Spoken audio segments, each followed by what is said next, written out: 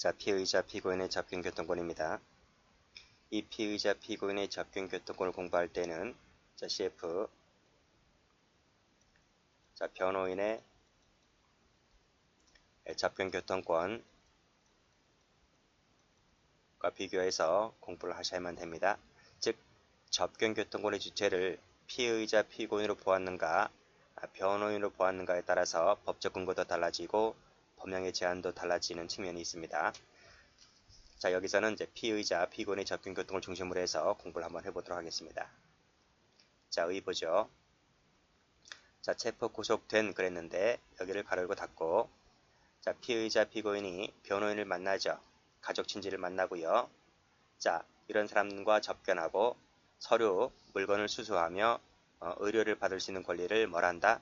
접견교통권이라고 한다는 것입니다. 즉, 접견교통권이라고 해서 접견만 보장하는 것이 아니라 접견도 보장하고요. 서류, 물건을 수수할 수 있는 권리도 보장하고요.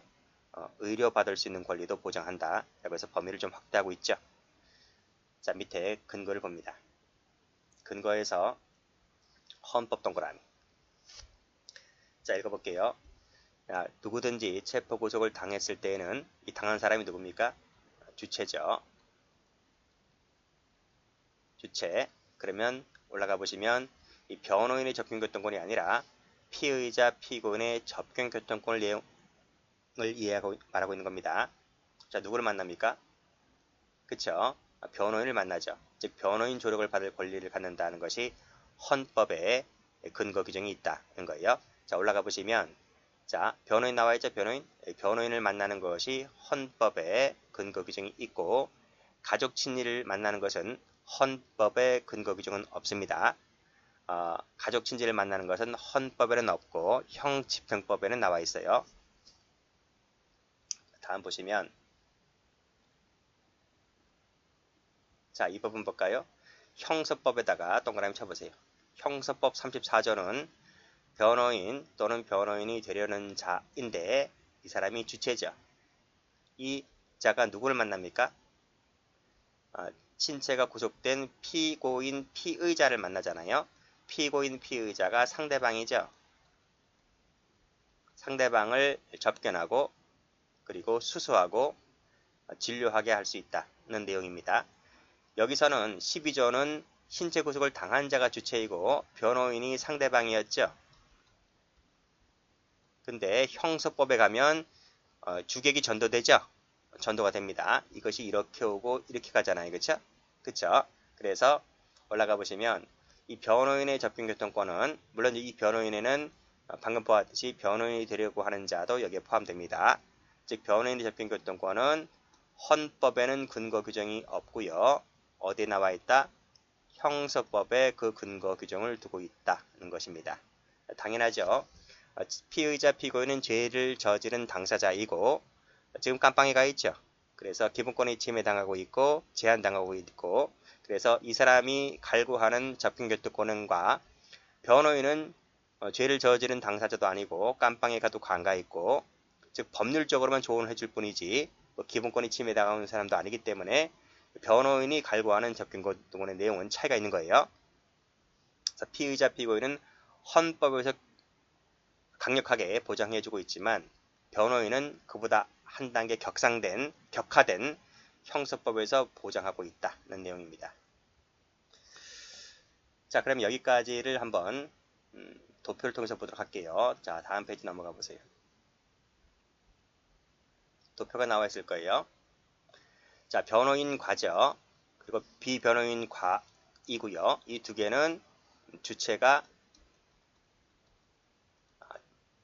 피의자 그리고 피고인이지만 옆에 있는 변호인은 이 사람이 주체인 거죠. 그렇죠? 내용이 약간 다르다고 했습니다. 그리고 피의자 피고인이 변호인과 만나는 것은 헌법에 근거 규정을 두고 있지만 비변호인과 만나는 것은 헌법에는 근거 규정이 없다고 했습니다. 직접적인 근거 규정을 말합니다. 직접적인 근거 규정은 없다는 거예요. 그리고 변호인의 접견교통권은 형사법에 근거 규정을 두고 있다는 것입니다. 성질을 봅니다. 동그라미 1번은 피의자, 피고인의 접근교통권이고요. 다음 페이지 가보면 동그라미 2번이 나오는데 동그라미 2번은 변호인의 접근교통권입니다. 그래서 접근교통권의 주체를 누구로 볼 것인가에 따라서 성질 자체가 달라집니다. 자, 먼저 1번. 자, 앞에서 본 대로 피고인 피의자의 접근교통권은 헌법에 규정이 되어 있다 했습니다. 그래서 헌법 12조 사항을 보게 되면 변호인의 조력을 받을 권리를 갖는다 라고 하고 있는데 이 변호인 조력을 받을 권리가 헌법에 규정되어 있잖아요. 그래서 이것은 헌법상 권리입니다. 헌법상 권리이기 때문에 밑에 절대적 보장되죠. 절대적 보장이란 말은 수사기관, 법원의 결정은 물론이고 법령에 따른 제한도 허용되고 있지 않다는 것을 의미합니다. 최근 판례는요. 이 변호인의 조력을 받을 권리 속에는 밑에 변호인이 되려는 자죠. 되려는 자의 접근권도 12조 사항에 포함되고 있다고 보고 있습니다. 그래서 이 역시 마찬가지로 헌법상 보장된 권리다. 이렇게 해석하고 있다는 것을 알아두셔야 돼요. 그 판례가 밑에 나와 있습니다. 별표 쳐보시고. 자, 보죠. 변호인 선임을 위해서 피의자나 피고인이 가지는 변호인의 되려는 자의 접근권 역시 마찬가지로 방금 읽었던 것처럼 헌법상 동그라미 기본권으로 보장되어야 한다는 것이죠. 주체가 누구라고요? 그쵸? 피의자, 피고인이 주체인 거예요. 주체이고 상대방은 변호인이 되려는 자죠. 그 이유가 여기 나와 있습니다. 표리관계에 있기 때문에. 따라서 피의자 등이 갖는 변호인이 되려는 자의 조력을 받을 권리가 실질적으로 확보되려면 그것은 헌법상 기본권으로 보장되어야 한다는 취지 정리를 해두시고 출제가 많이 되었어요. 다음 페이지 가봅니다. 자, 미결 수용자의 접근교통권 역시 마찬가지로 헌법상 권리냐? 그렇다는 거죠. 자, 그 밑에 보면 자, 구속된 피의자, 피고인이 갖는 그랬습니다. 구속된 피의자, 피고인이 바로 위에서 말하고 있는 미결수죠. 자, 이 미결수가 갖는 여기서는 변호인이 아니라요. 변호인이 아니라 변호인이 아닌 자입니다. 그 아닌 자와의 접근권은 역시 마찬가지로 헌법상 권리냐? 헌법상 권리라는 거예요. 자, 올라가 볼게요. 앞에 줄 다시 가보면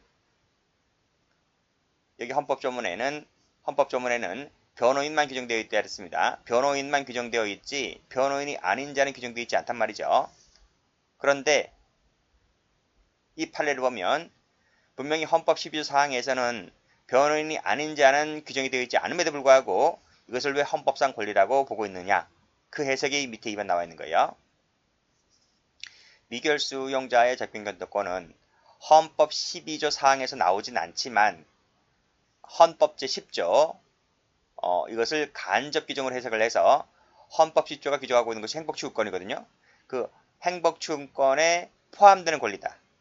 또는 미결수다 보니까 무죄 추정의 원칙을 적용받죠. 그 규정이 바로 27조 사항이거든요. 그래서 이 27조 사항을 매개로 하여 미결수 유형자의 접근권이 헌법상 권리다라고 간접적으로 해석을 해주고 있는 겁니다. 그래서 이것은 12조 사항이 아니지만 12조 사항에서는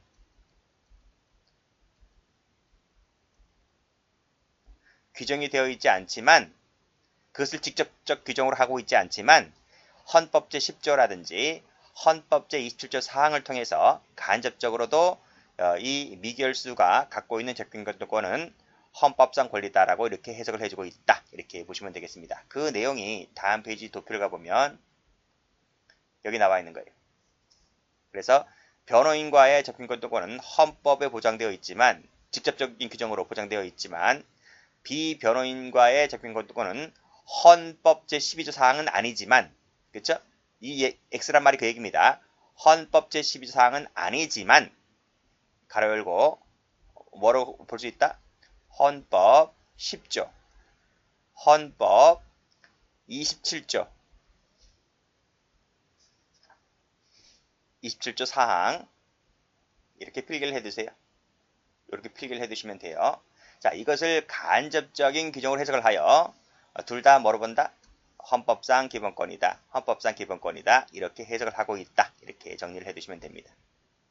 자, 그리고 12조 사항에서는 헌법상 기본권인데 이것은 절대적 기본권이기 때문에 일체의 제한이 허용되지 않습니다. 그렇지만 비변호인과의 접근권은 헌법 제12사항은 직접적인 규정이 아니죠.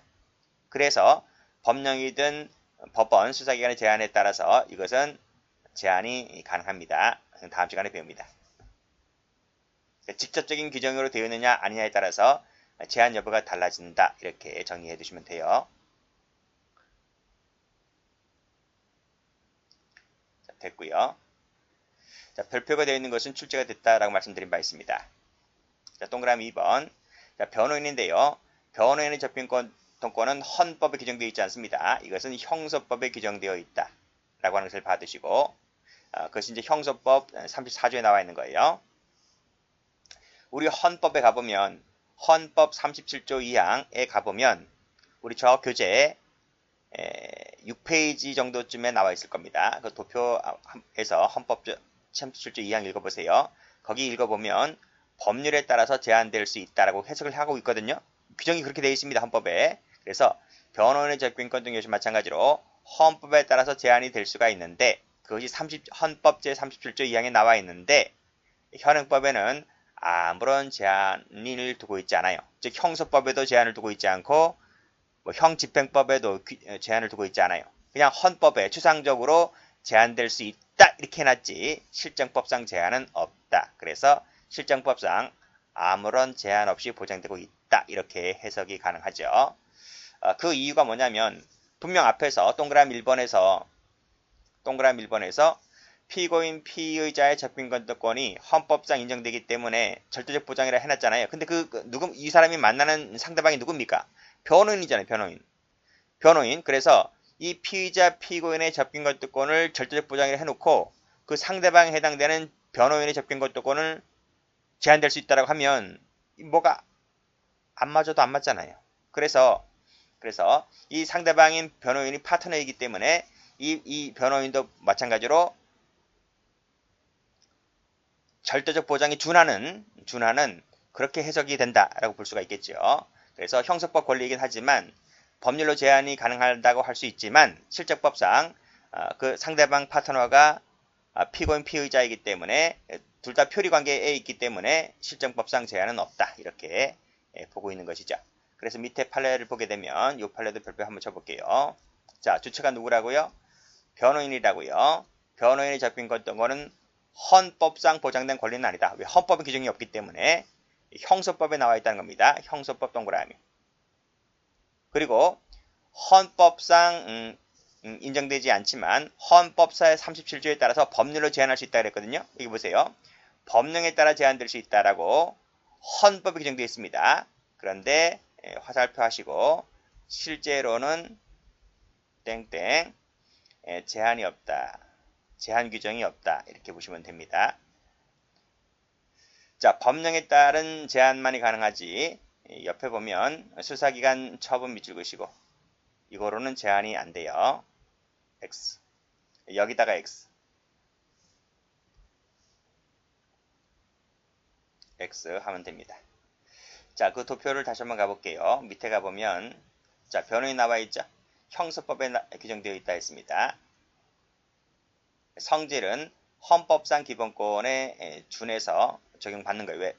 상대방이 피고인 피의자이기 때문에 상호 표리 관계에 있기 때문에 약간 격상시켜버리는 거죠.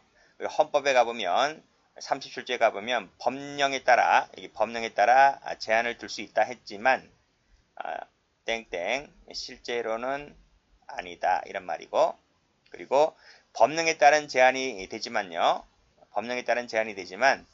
법원이나 수사기관에 따른 제한은 안 돼요.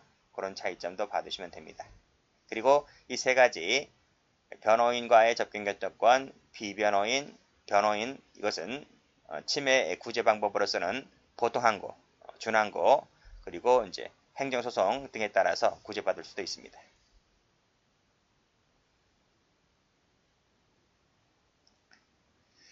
자, 그리고 이제 밑에 판례는 뭐냐면 우리 이제 앞에서 12조 사항 읽었죠? 헌법 제 12사항 읽었는데 여기에 구속이 나옵니다. 올라가 봅니다. 여기 나오죠? 12사항을 보게 되면 누구든지 체포 구속을 당한 때에는 여기 구속 나오잖아요.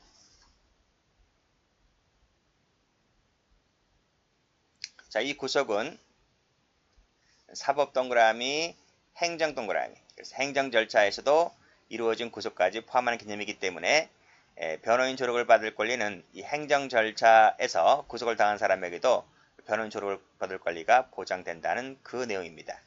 그 사례가 바로 2번이죠. 그래서 인천국제공항 송환 대기실 5개월째 수용되고 환송구역으로 출입을 막은 것은 구속된 자에 해당된다는 거죠.